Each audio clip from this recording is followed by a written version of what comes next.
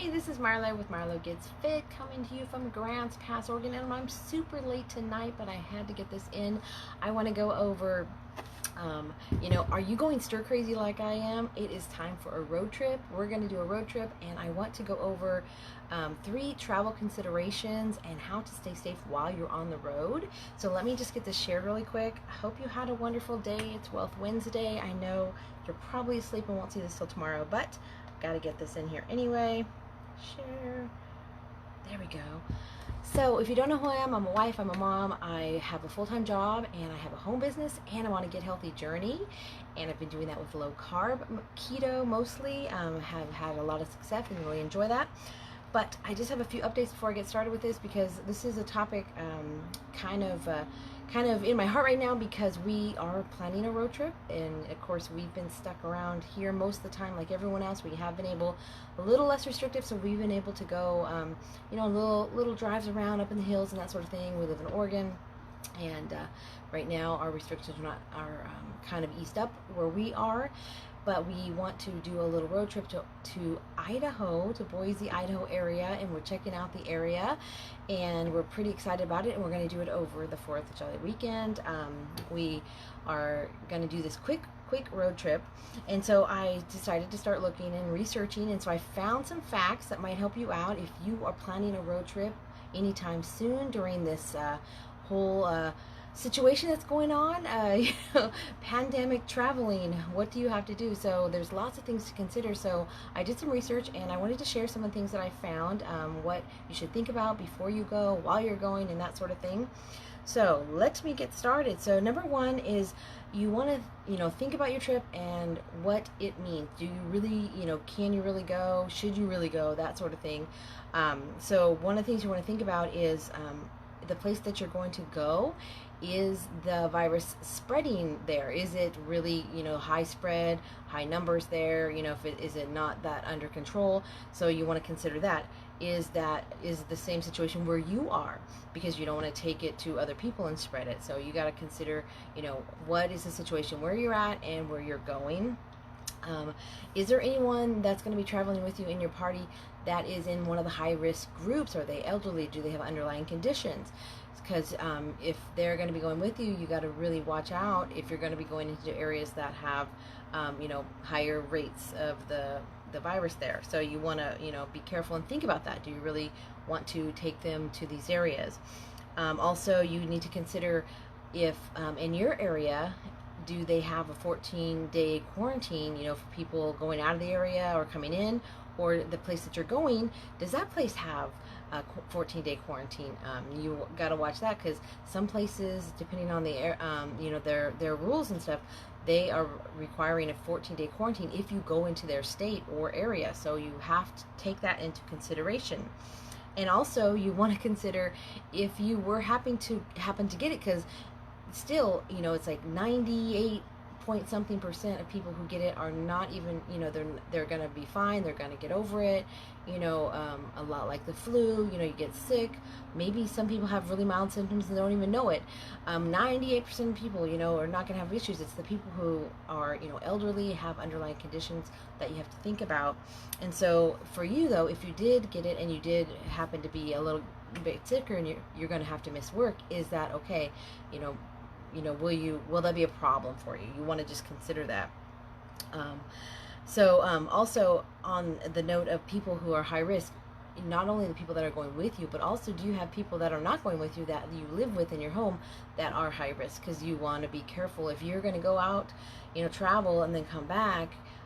Is it okay to come back with that person there? Or are they gonna, if you possibly bring it home, will it be really bad for them if they get it?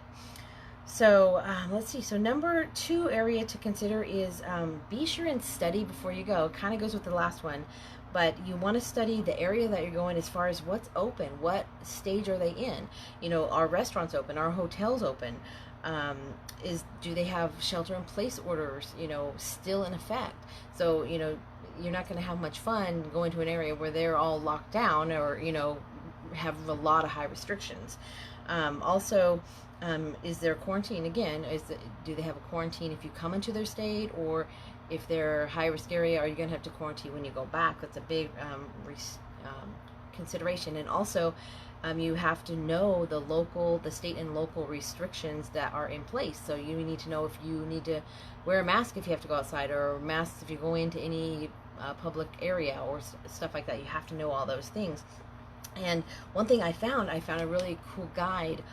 It's a state-by-state guide to what is open and how to, what you have to do. And it's really cool because it talks about every state, and it talks about what level they're in and what is open and what their, lockdown restrictions are right now. So it's pretty cool.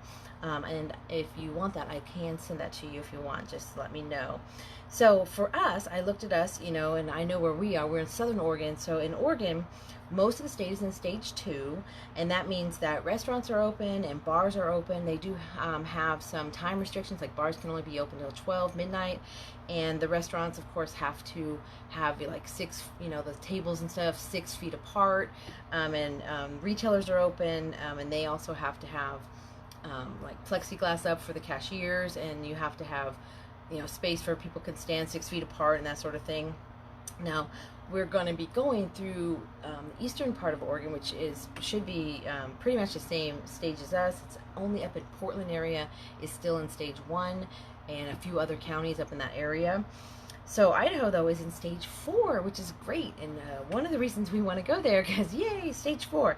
So they have restaurants open. They do have 6 feet apart for the tables restrictions, but they have bars open with they're suggesting limited occupancy. They also have already opened their pools or water parks, their movie theaters, which is pretty cool. They have a lot of stuff open like that, so that's great. Hotels are open. So Idaho is in stage 4, so really, really good there. There is not a quarantine in effect and that sort of thing. So we're pretty excited. We're, it's going to be our first big road trip in quite a while, and it's definitely been, stuck in the house, I'm sure, like most people, and, it's time to get out there, and but we want to play safe. And they did say if you do decide to travel, you want to make sure you bring your mask, because you don't know, wherever you go, anywhere you go, they might be requiring a mask. So you just want to make sure you have it, just in case you need it if you're going into a special store or something like that. You want to make sure that you're washing your hands a lot with soap. They say the 20 seconds, wash your hands with soap and water. Do that often, and then also have sanitizing wipes and hand sanitizer, of course, so that if you can't wash your hands, and you're inside stores or something, and you're going to be touching a lot of things, you have that, and just in case, or if you're around other people. And avoid touching your face. Do not touch your face, because that's how it really spreads. Because even if you get it on your hands, you can, if you don't touch your face, you probably will be okay until you can wash your hands. Also, it says to avoid contact with others. Stay 6 feet away from others.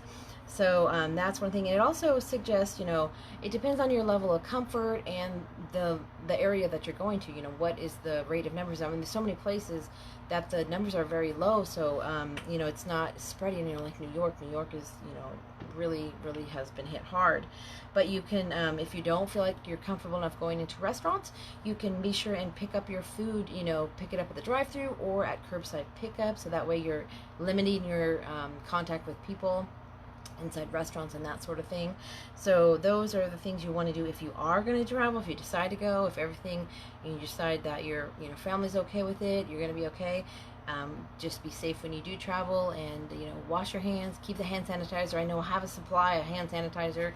I think everyone probably does, but make sure you keep that, and then enjoy yourself, have fun, take lots of pictures, make memories, because we don't know everything that's going on this summer. Hopefully things are going to keep continuing to get better and better everywhere, and we can hopefully get back to normal and our normal lives, and all the businesses open, and all the people that are having issues. But if you are going to travel, I do have a list of my favorite 15 low-carb snack ideas that are great for road trips.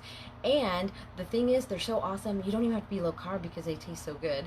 And number 3, you're absolutely going to want, because that's the one that's going to keep you awake while everyone else is sleeping in the car, and you're driving down the road, keeping the wheels going. So you want to be sure and get that. Number 3 is the perfect one. So if you would like that, just send me a private message and say snacks, and I will send that to you, and you can check it out. Get ready for your road trip and have snacks to keep you awake and have some fun. So have a great rest of your day, and I'll see you in my next video.